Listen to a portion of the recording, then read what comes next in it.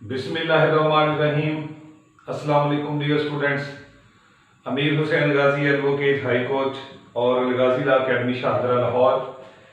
आज जो हमारा टॉपिक है वो इम्पोर्टेंट क्वेश्चंस ऐसे के बारे में है।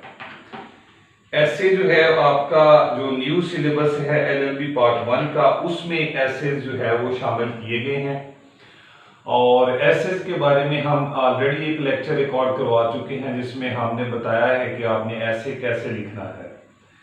हम इस लेक्चर के डिस्क्रिप्शन में भी उसको डाल देंगे, वो लेक्चर ज़रूर सुने और उसी लेक्चर की बुनियाद के ऊपर हम आज आपको इम्पोर्टेंट टॉपिक्स बताएंगे।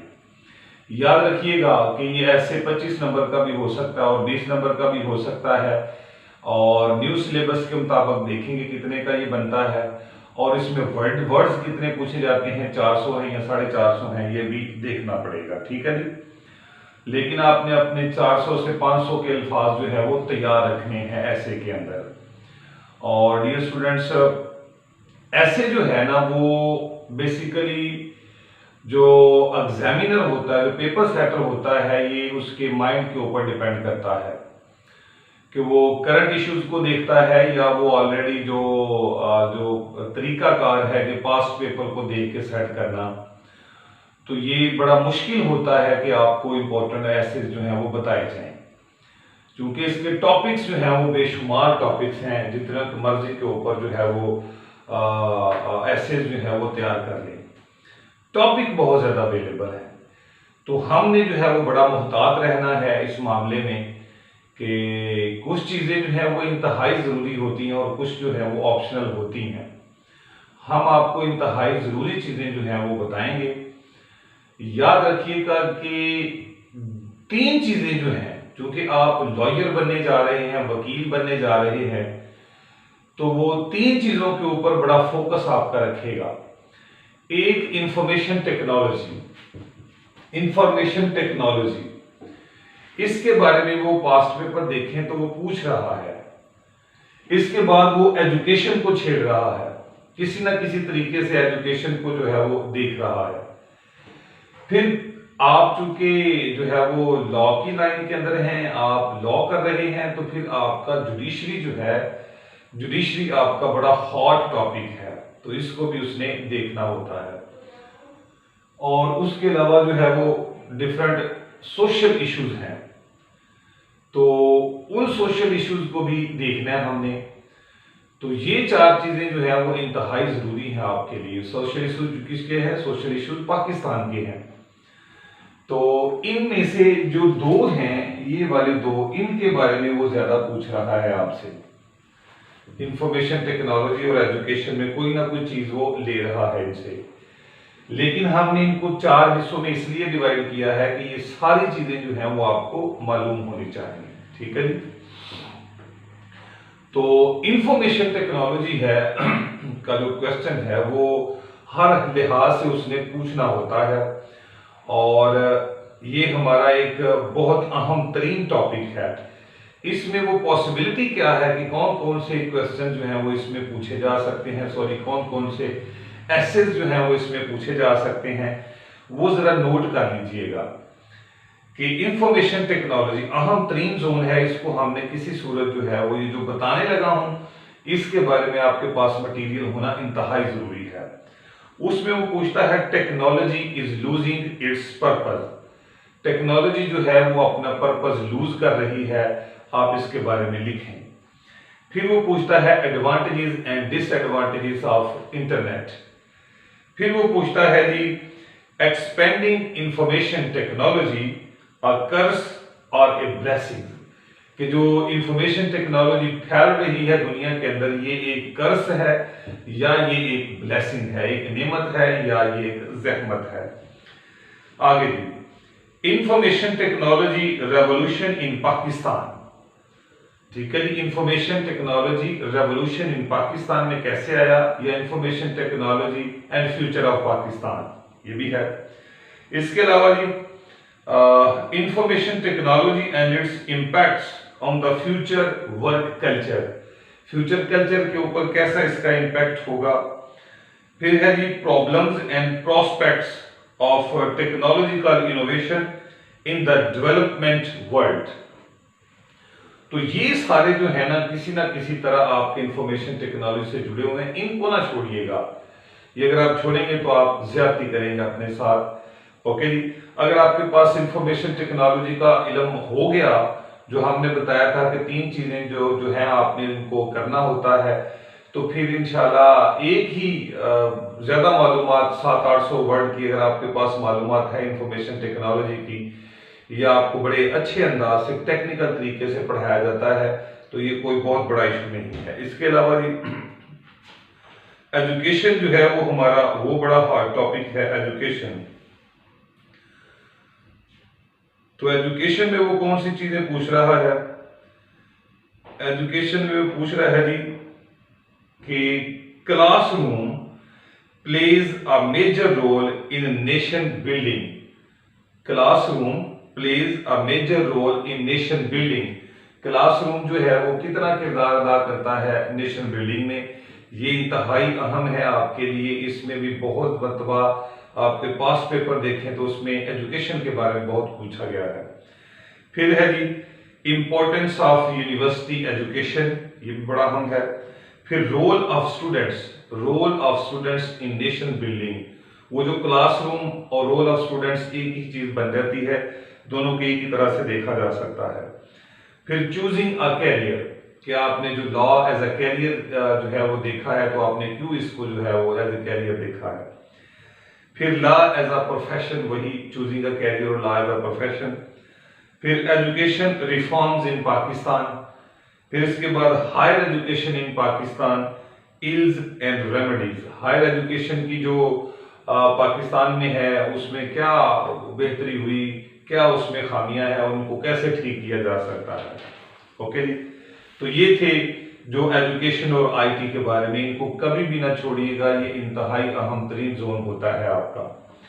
इसके बाद आज जुडिशरी के अंदर, जुडिशरी में इंडिपेंडेंस ऑफ जुडिशरी जो है वो बड़ा हॉट टॉपिक है। जुडिशरी में रिफॉर्म्स जो है वो बड़ा हॉट टॉपिक है। जुडिशियल एक्टिविज्म, ये भी बड़ा हॉट टॉपिक है आपका। तो ये जुडिशरी के बारे में जो 2-3 चीजें हैं, या जुडिशियल सिस्टम ऑफ पाकिस्तान, ये भी बड़ा जरूरी है। आगे चल के मैं बताऊंगा कि आपके कोर्स के अंदर, जो आपका एलएलबी का कोर्स है, उसके अंदर आपके बहुत ज्यादा ऐसे जो है वो क्लियर हो सकते हैं, वो भी आपको बताते हैं। ओके, इसके अलावा आगे सोशल इश्यूज कितने हैं पाकिस्तान के, बेशुमार इश्यूज हैं, लेकिन चल एक जो है वो देखें। एनर्जी क्राइसिस जो है, एनर्जी क्राइसिस बहुत बड़ा इशू है पाकिस्तान का भी। इसके अलावा जी इन्वायरमेंटल पोल्यूशन जो है वो भी पाकिस्तान का एक बहुत बड़ा इशू है। इसके अलावा जी ग्लोबल वार्मिंग, ये दिन ब दिन जो मौसमों की तब्दीलियां हैं, ग्लोबल वार्मिंग बहुत बड़ा इशू है हमारा। इसके अलावा टेररिज्म पाकिस्तान को फेस करना पड़ रहा है। इसके अलावा जी जो हमारा रूल ऑफ लॉ का बहुत ज्यादा हमारे मुल्क के अंदर क्राइसिस बने हुए हैं। इसके अलावा वाटर क्राइसिस है इस मुल्क के अंदर। इसके अलावा गुड गवर्नेंस के जो हैं वो बहुत ज्यादा इश्यूज हैं। इसके अलावा सबसे हॉट टॉपिक जो है वो इकोनॉमी ऑफ पाकिस्तान के ऊपर बात हो रही है। तो इकोनॉमी जो है उसके बारे में भी आपको पता होना चाहिए। ओके जी, तो ये जो थे जी हमारे थोड़े से सोशल इश्यूज हैं जो कि मैंने आपको बताए हैं।